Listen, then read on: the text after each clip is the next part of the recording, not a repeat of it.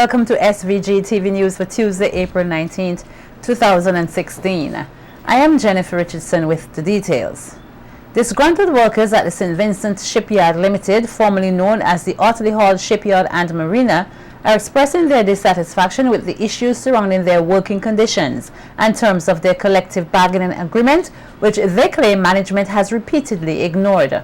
At a media conference today at the National Workers' Movement office, General Secretary Noel Jackson says that the St. Vincent Shipyard Limited management is building a sense of mistrust as they continue to fail to observe the terms of employment. Jackson says that this was pointed out in a letter addressed to the company by Prime Minister Dr. Rav Gonsalves, who had to intervene and called on the St. Vincent Shipyard Limited to comply with the regulations of the Labour Department. The NWM General Secretary says the alleged disregard by the St. Vincent Shipyard Limited caused them to plan a protest action, which was later called off since the Prime Minister intervened and called for dialogue. It is hard, it is difficult for us to trust the managers and owners of Shipyard, St. Vincent Shipyard Limited. So, if you of the media hear a flare-up from time to time, is because that trust has not been established. The Labour Commissioner said in her report that he lied to her, that he lied to the Department of Labour on every single count when they met. Now you can remember and you can recall that Mr. Rivotti went to the paper, the newspaper, and said that I, Noel Jackson, was spreading propaganda on St. Vincent Shipyard Limited. Well, why doesn't he tell the Prime Minister that he's doing the same? Jackson accused the investors of the St. Vincent Shipyard Limited of having no monies to devote to the building of the company. He says that since the intervention by the Prime Minister, the company had since hurriedly drafted their own agreement, which they have given to the Labour Department. He says since the facility is leased by the Otterley Hall Shipyard and Marina, they must still comply with the terms of the former collective agreement. We have in our possession a copy, it was copied to us, of a draft agreement submitted by St. Vincent Shipyard Limited. But the letter from the Prime Minister indicating to St. Vincent Shipyard Limited what their obligation were and that he expected immediate redress.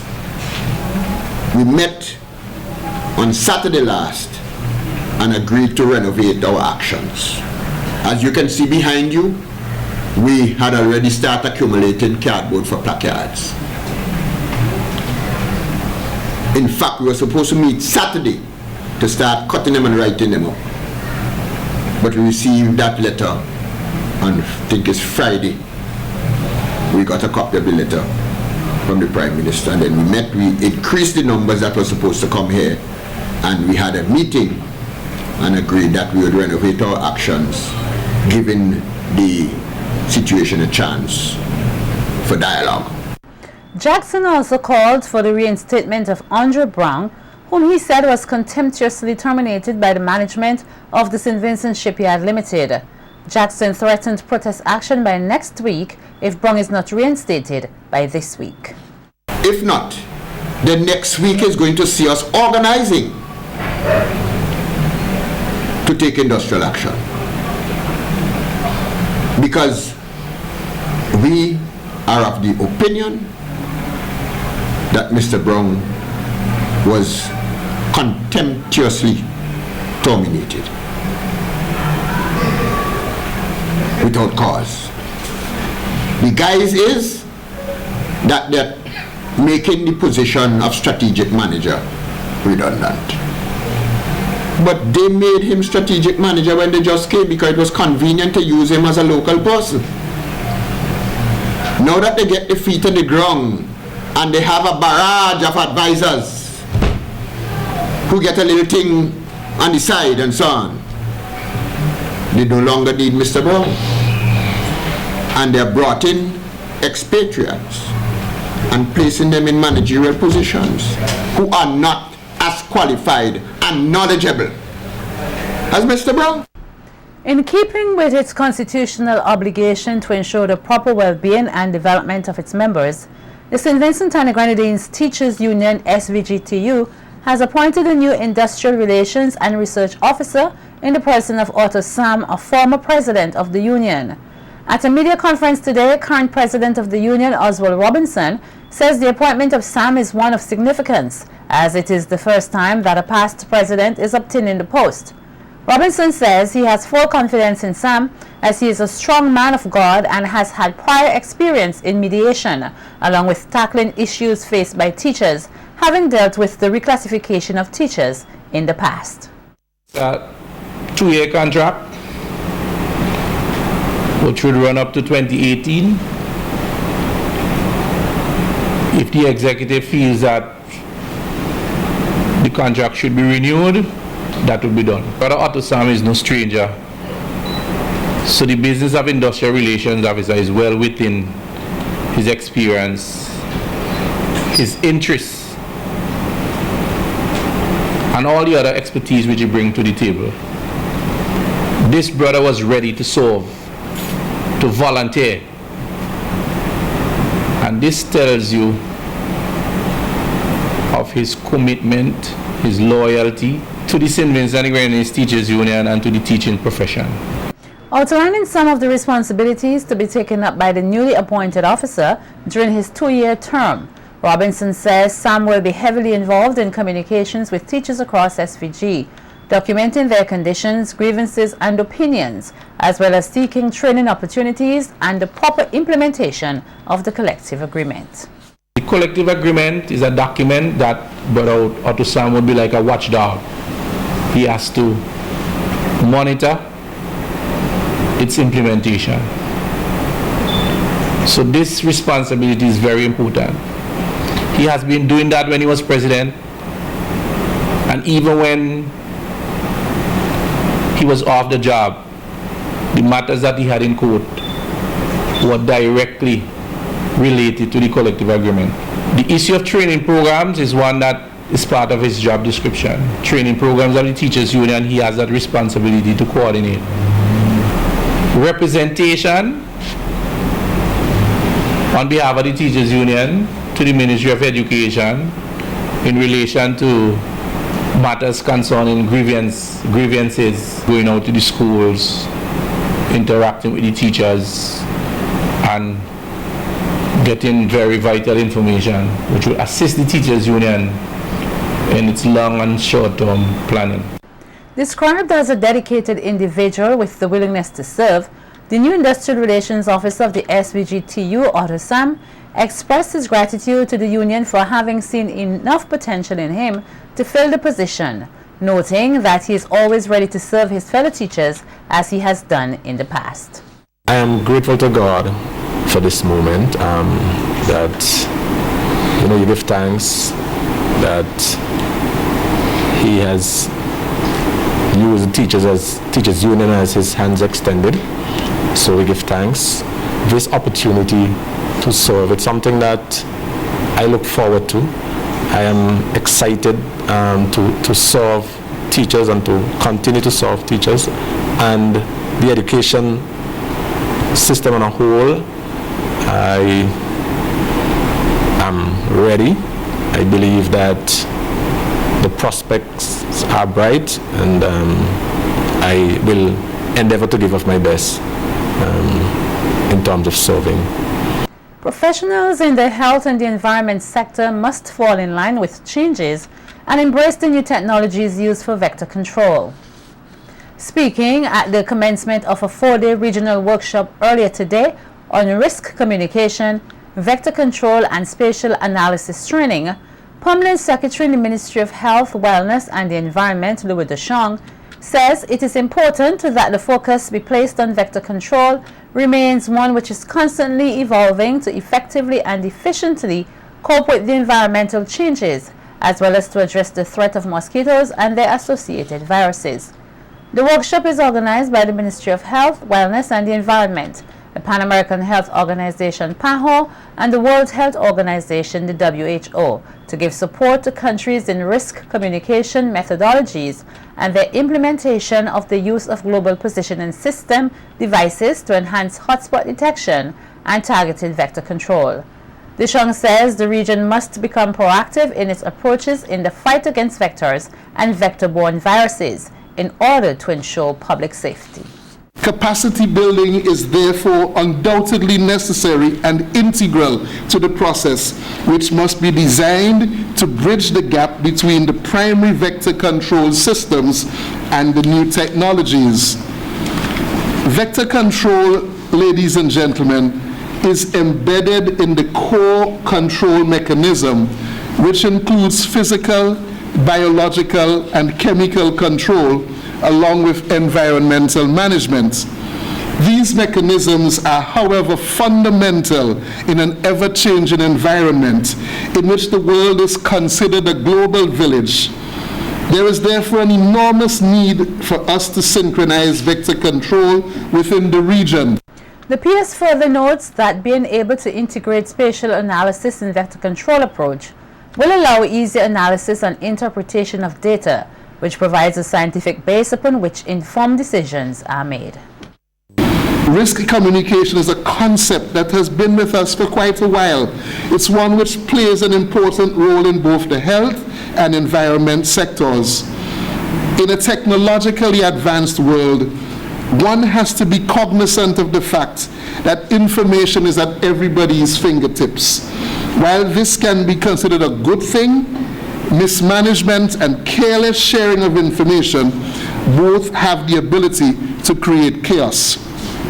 In sectors as important as health and the environment, it is important that the risk communication models implemented are transparent in a bid to avoid panic, doubt, and mistrust, among others. Deschong urges participants to make a great effort to ensure that at the end of the workshop, they will be able to embrace the new ideas learned to strengthen vector control approaches across the region for the benefit of the people. One of this country's popular defense counsel, Grant Connell, is of the view that police officers who arrest and charge persons and should take them before the court in a timely manner, but do not, are beginning to lose respect for the court. He made this comment on Monday, April 18, 2016, before Chief Magistrate Ration Brown at the Serious Offences Court, when a female was escorted to the court on a charge of having in her possession 23 grams of cannabis with intent to supply to another. When Connell appeared in court and asked that the charge be read to his client, who was in possession of the charge sheet, he was told by the Chief Magistrate that the information with regards to the charge was not yet before her. Connell then questioned why the information was not there, as his client was already sitting in court for over an hour. It was during such time the court prosecutor indicated to the court that the arresting officer who was to be in court was not yet there, and that they had no knowledge of his or her whereabouts, but hopefully he would be there soon. The magistrate then stood down the matter to await the arrival of the police officer. However, when the matter was recalled, the police officer was still not there, and as a result, the magistrate stated that she cannot have the defendant sitting on the prisoner's bench for such a long time, and went on to discharge her on the matter. Connell also made mention to the court that his client had been arrested since Friday, April 15th, and had been in custody since that time, and that the police had enough time to prepare the case to be presented to the court at the earliest possible time. If fisher folks are to protect their livelihoods, they must respect the laws that regulate the industry. That's the view of Vibert Pierre, the president of the Barley Fishing Development Corporation, as he addressed the opening of the Barley Fish Fest last Friday night. Noting that this year's Fisherman's Day slogan is about respecting the law, report the catch, protect the livelihood, Pierre said the industry is an integral part of the livelihood of many Vincentians, and called on persons to report any illegal fishing activities in their area. It is important that this industry be protected and fishing is done in a sustainable way, seeing that it adds so much to our livelihood. It is also critical that illegal fishing be reported, And we must pay attention and respect the laws that regulate fishing if we are to protect our livelihood. Of course, we must pay attention to the size of the fish that we catch.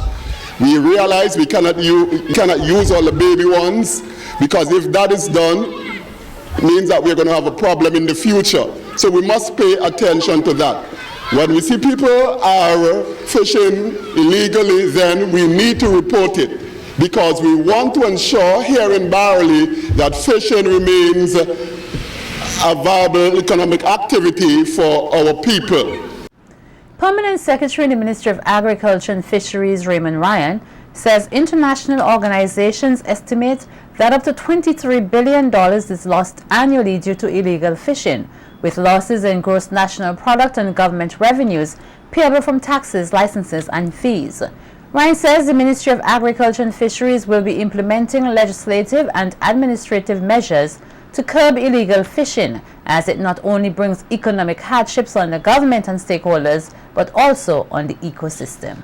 Illegal, unregulated contribution to the market may lower the overall quality and price of products available, thus creating an economic burden on harvesters following the laws and regulations. Illegal and unreported fishing can also have a significant impact on the sustainability of both targeted species and the ecosystem. Illegal fishing generally has the capacity to damage fragile marine ecosystem and vulnerable species such as coral reef and turtles. In fact, all sea turtle species are now endangered, and illegal fishing and hunting are two major reasons for their destruction. Legitimate fisheries is aimed at mitigating such impact, but IUU fishers rarely comply with regulation. This may reduce future productivity and biodiversity and create imbalances in the ecosystem. Here now are some highlights from the performances at the Barley Fish Fest. Fond of fishing and give Barley people a way of living. Whenever our men go out to fish, we look forward to a tasty dish. Well, they may not be organized, since fishes escape at times through broken nets and bad galoons, making the men toss their fellows. Blackfish is our special fish, Barley people most famous dish. Only the Almighty knows about our hardship. We are bound away from this world of misery.